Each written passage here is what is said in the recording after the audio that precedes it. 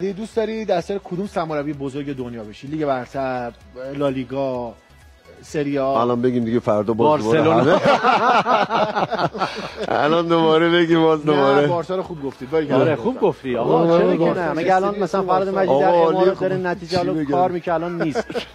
خب چرا که نه؟ مگه آقا ایرانی‌ها چیزی کم و کس دارن؟ نه به قرآن هر جوری هم برن. نه خب بالاخره واقعا بعضی چیزا در حد آرزو شاید بمونه. واقعیت باید با واقعیت زندگی بکنیم. ما آرزو میکنیم بعضی چیزا میشه این بعضی آرزوها رو به دست آورد، ولی بعضی از آرزوها دیگه خیلی کم رنگ خدایی و پیغمبر. خیلی همین کم رنگ رو بگین. جو همین که داری کمک کدوم سرمربی بزرگ بشین؟ پپ دیگه گفتم. پپ گواردیولا.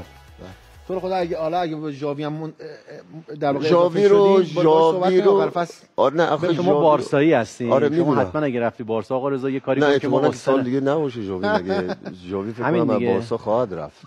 یعنی با این نتایجی که آره مطمئنا این اتفاق خیلی خوب. آقا رضا